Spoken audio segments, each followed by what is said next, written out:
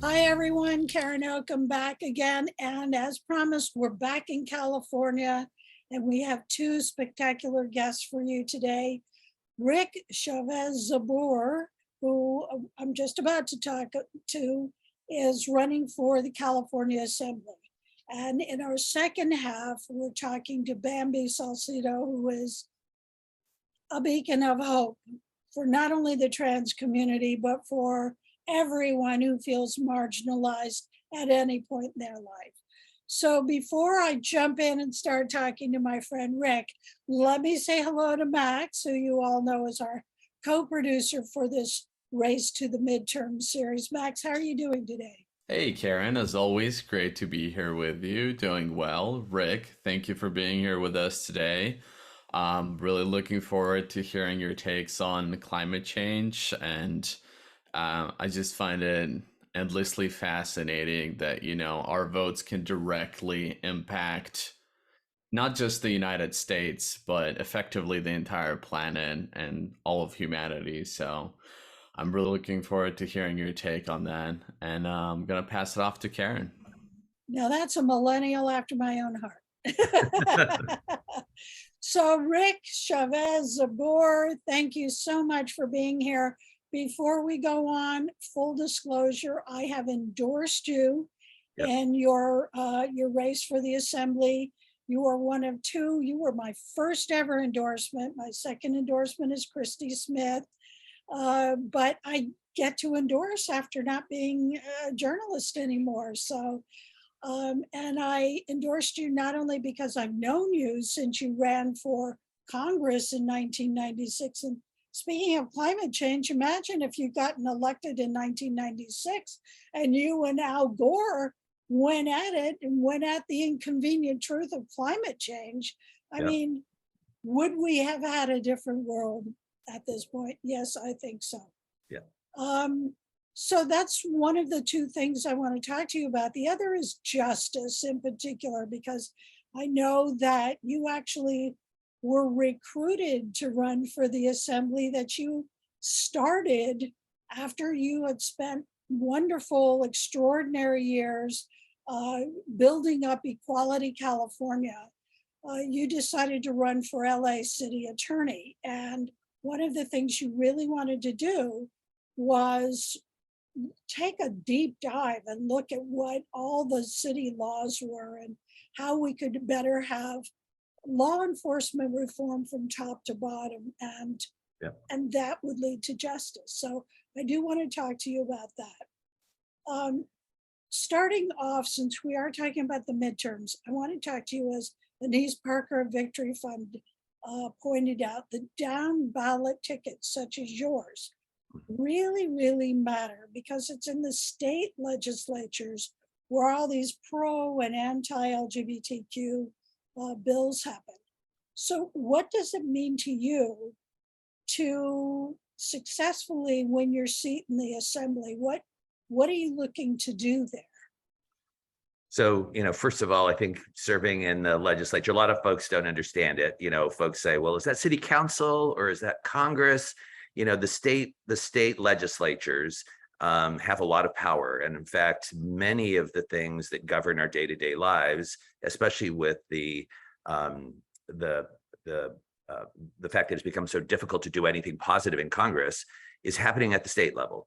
It's this coming up election is really important for two reasons. One, I think you've already focused on the fact that, democracy is on the ballot. And if we're going to actually be able to continue to move forward on progressive values, on advancing LGBTQ civil rights, we need to make sure that we elect Democrats, because Democrats generally across the country basically favor democracy. And so for us, even if you disagree, if you're not a progressive, even if you're moderate, even if you're conservative, if you actually want a democracy that allows you to fight for what you believe in and allow the voters to decide, you need in this election to vote for Democrats, because the Republican Party is full of election deniers, and frankly, our democracy is on the line this election.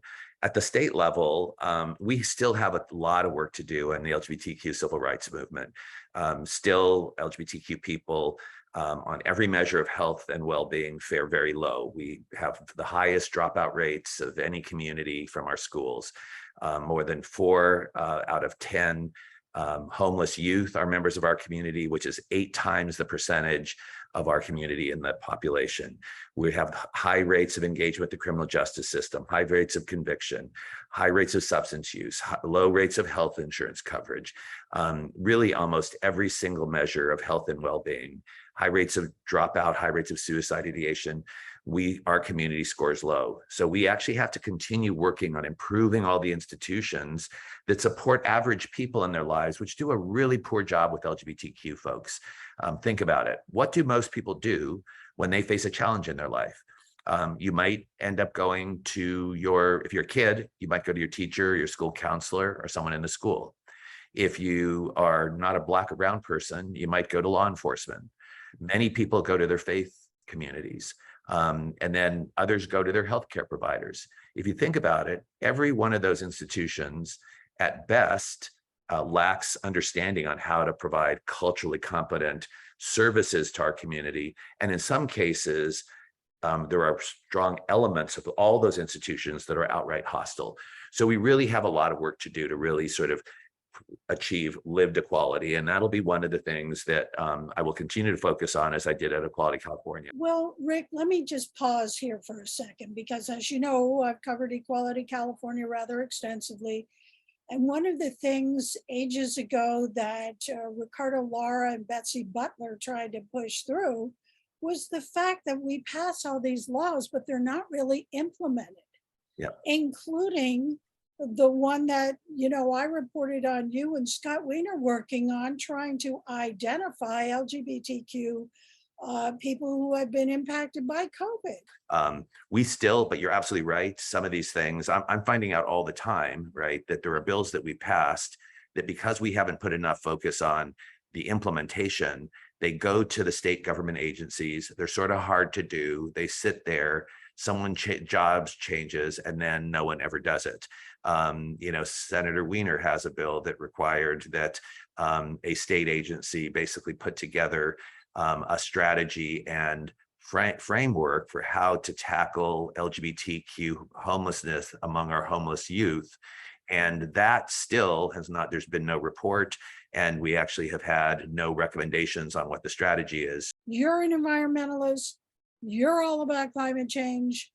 I know that. We know that. Go to rickchavezzbur.com. You'll find out more about Rick and climate change as a nationally renowned environmentalist. So, climate change is also on the ballot. That is the other thing. And it's something that, as Karen knows, I hold dear to my heart.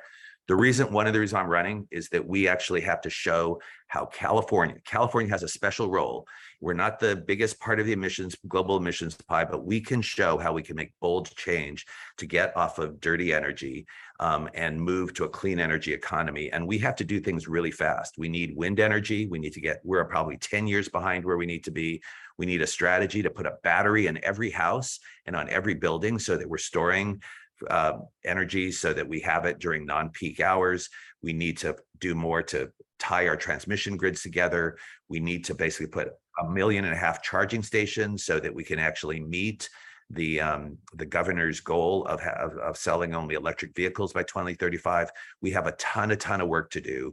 And that's one of the things that I'm going to be really focused on. And it's after I'm, knock on wood, I'm not being cocky, but after I'm wood, I would love to have a further discussion about really the things we have to do as a state to advance climate change. And part of it too is keeping the jobs here in California that we are gonna, for a short amount of time, in some ways, we pay a little bit higher cost for energy for a period of time because we are moving, because of these infrastructure costs to move to a clean energy economy. Over time, clean energy, as we're seeing with electric vehicles versus a gas vehicle, over time, clean energy is cheaper.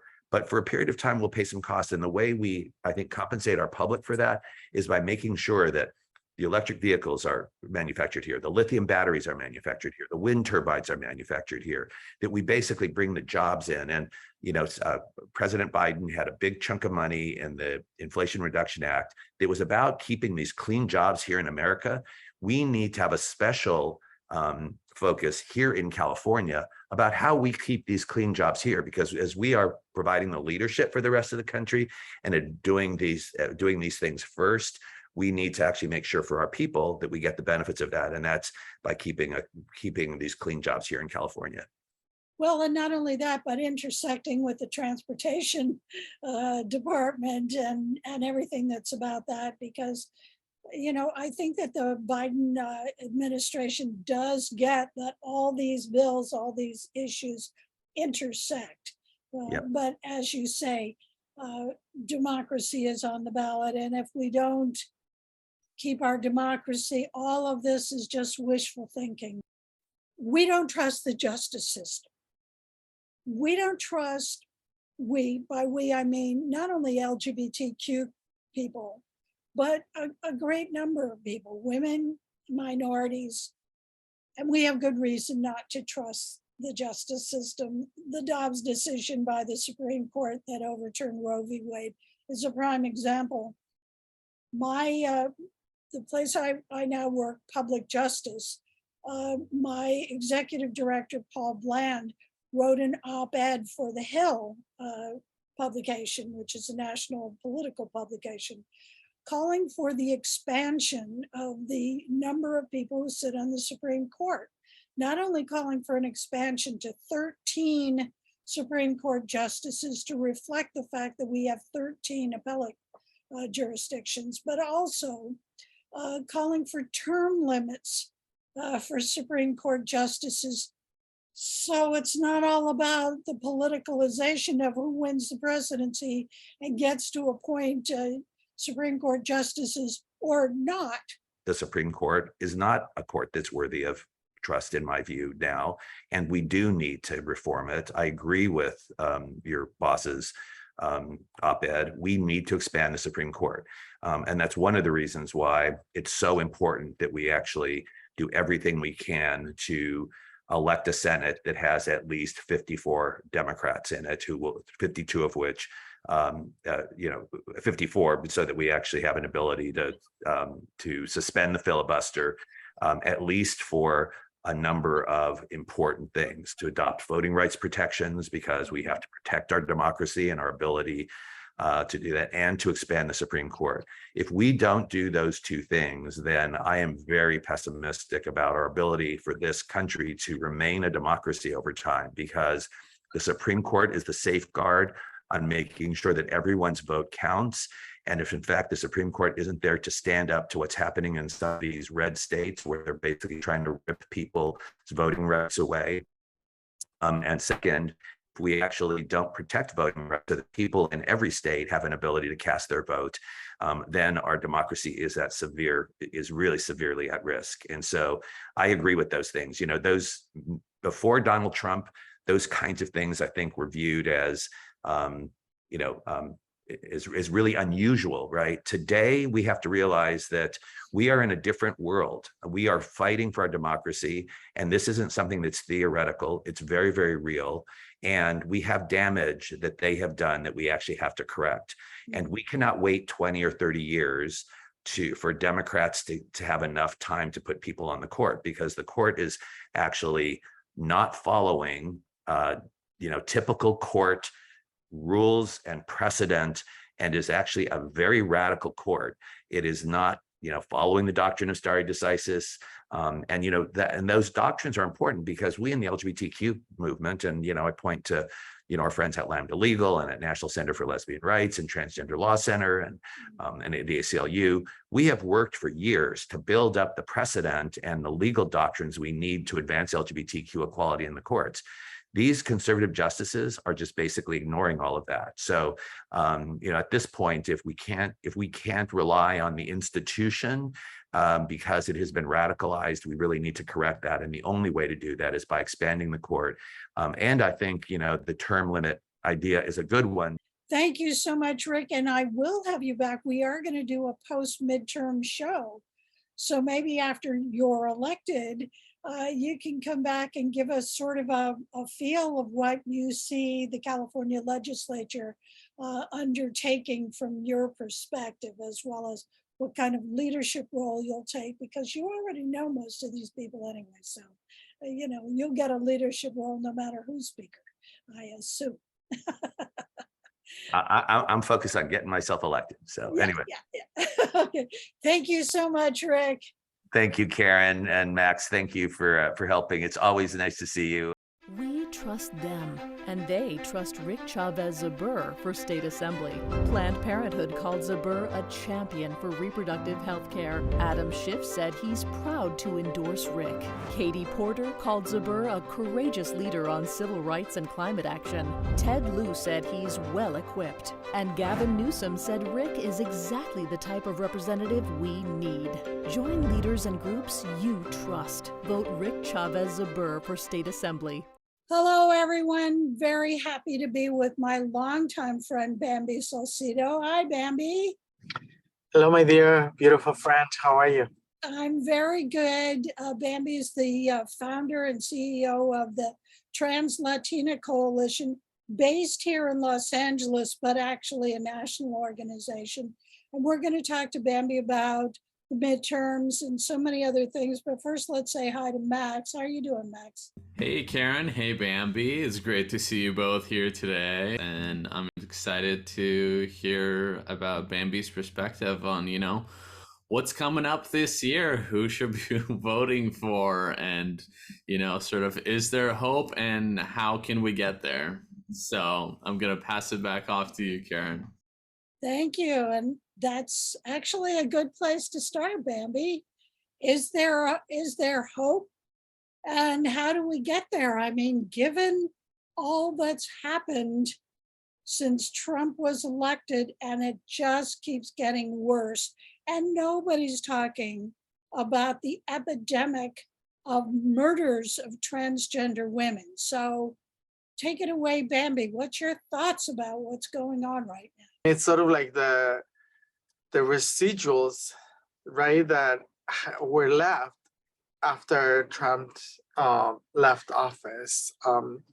And, when he was in office, obviously, it was like people got permission to be racist and to be, just discriminatory, and like everything, everything and everyone popped up with that, right? And so that is what it's the aftermath of all of that. And so what we need to do is to not give up on ourselves and to not give up on our people, right? And really, encourage the Democratic Party to not be complacent, and to also don't say that you're progressive if you're not doing progressive things for our people, right? So I was wondering, so at a time like this, when right-wing extremists and TERFs and online communities are extra emboldened in being, blatantly transphobic, what are some things that allies should know and could be doing to support the trans community and to make sure that everybody's rights, remain as human rights? Yeah, I mean, I hope that people understand, right, that, trans, gender nonconforming, and intersex individuals are part of the human experience, right? And so my hope is that we are seen as human, that people don't think because we are immigrants or because we're trans or because we're intersex, that we are continue to be discriminated against. And I hope that people are able to really make their own decisions, right? Like, and not being influenced by what we see online and the messages that continue to corrupt our minds and our hearts. And so, again, my hope is that, we are able to eliminate all of that, right? That we get to convert hate into love, and that we understand the humanity of each and every one of us, and that we can transform the way we think and the way we do things towards our human siblings.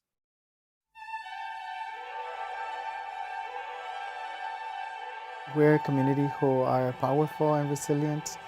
We are a community who has been oppressed and ostracized and marginalized, and has been resisting to claim our space within our society.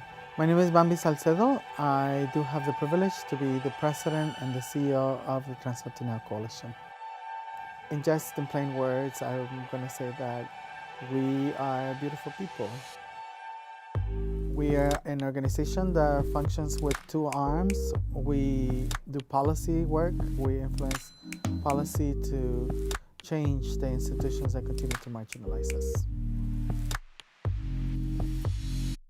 We believe in the direct empowerment of our community through service provision. Obviously, you are not able to organize and mobilize people if people are struggling to have access to basic services, and really to address those needs.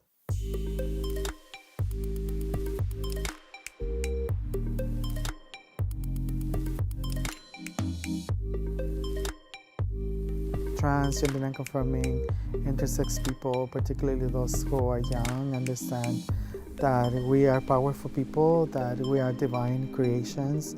We not only have individual but also collective power. If we continue to resist, if we continue to organize and strategize and assert ourselves in this world, we're going to make sure that we live dignified lives. Tell us where you've come from so we know how precious hope is for you, how you've held hope this whole time. And then now you've just been asked by Governor Newsom to sit on a commission to fight hate. And you've been asked by the White House to go to Puerto Rico to talk about HIV/AIDS. So how did you get from where you started to being recognized by the California governor and by the White House?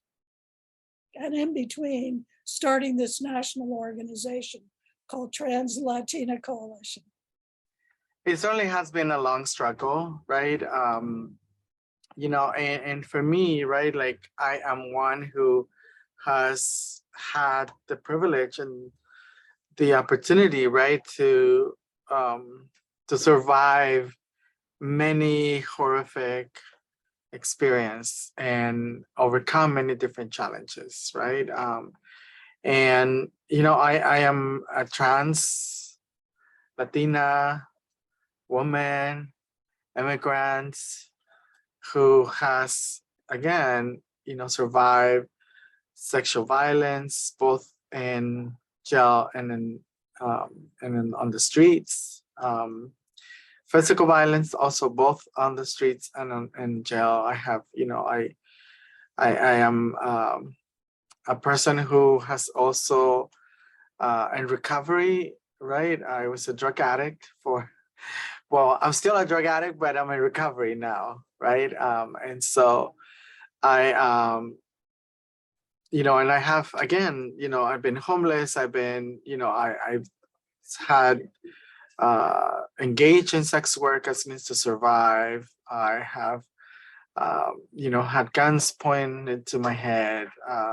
You know, I think, honestly, I think any horrible experiences that maybe one can think of, I think I've survived them. And so because I have that privilege, right? Like I always say that I am one of the chosen few, right? And because I had that privilege and that opportunity, I also believe that, you know, with that comes responsibility. And my responsibility is with my people, right? So my people are people who are sex workers, who are people who are incarcerated, who are, you know, in immigration detentions, or who are immigrants, who are people who are living with HIV, who, you know, who are, you know, women, right, who are immigrants, like all of those intersections, right, like across my life, and that is my work, right? Because my work is not just siloed into one thing, right? Like I'm a person of multidimensional experiences. And so I bring that to my work, because it's just my experience, but my experience are also the experiences of many people. And I'm just grateful and privileged that I get to, be a beacon of hope also for other people. Absolutely. So one of the reasons I wanted to talk to you in particular is because as a beacon of hope, we are talking about the midterms in this series and how, democracy is at stake in the midterms. And how do you, as somebody who is of and represents the most marginalized of the most marginalized, who may feel left out of even the whole concept of democracy, let alone the concept and action of voting. What do you tell people about the opportunity, if you will, to get engaged? We need to figure out how that's going to happen, right? Like whether it's this constitutional change that needs to happen, whether we need to put more people on the Supreme Court, because right now, as we know, there are 5 people that are just destroying people's rights. And so, we need, but then again, that's a separate thing, right? Because that's just an institution that it is, how it is, and those are lifetime appointments. But when we talk about, voting, right, we also know the attacks that are happening, and particularly in conservative states, right, and in the South, like limiting the ability for people to vote, right? So we need to make sure that that doesn't continue to happen, right? And actually overturn those efforts, right? Because again, the rights of people and, the rights in the Constitution that have been designed for people in this country are being overturned by individuals who are racist, by individuals who want to essentially keep the white race in this country, right? That they don't want us to move up in the social ladder. And so there's a couple of different things that need to happen. One, we need to empower our communities, right, to understand how the political system works. And not just the political system, but also how budgets work, right? Because budgets influence people's lives, right? And then with that, also ensure that we are putting people into these positions and to these elected positions, right, that are actually going to serve the people rather than industries or companies. That's essentially what they do. And I think we need to have a mechanism to hold people accountable, right? Because everyone, when they're campaigning, they tell you that they're going to do this, and that, but then when they get elected, they forget about everything that they said. And so we need to make sure that we hold them to what they say that they're going to do. And most importantly, for them to understand, and for us also to understand, that they are public servants, right? And they need to do what the people want them to do, not what companies want them to do, right? And so we need to definitely build people power to ensure that we are knowledgeable and that we also take action into not just voting, but everything else that needs to happen. So just as a close, if you could talk directly to trans, non-binary, and other people who feel marginalized, what would you tell them in this midterm season about getting engaged and how that might be a vehicle to get hope if they don't have any. For sure. Beautiful and amazing people, I hope that you understand the power that we have as individuals and as communities, particularly in this midterm election. As we know, there's a lot at stake, and we need to mobilize, we need to activate, and we need to influence those who are able to vote. Have conversations and encourage people to vote for candidates who will do the work of the people. So I hope you've enjoyed this particular show with our two guests, Rick Chavez Zbur and Bamby Salcedo. The point was for you to take a look at what you can do at your local level, whether you're, even if you're undocumented, maybe you can help do phone calls, phone banking. Find a way to participate in some way, shape, or form. So whatever you do, hopefully you'll vote not only for the House and Senate, but down ballot as well for whoever represents you in your local city, county, state, as well as, of course, the House and Senate candidates.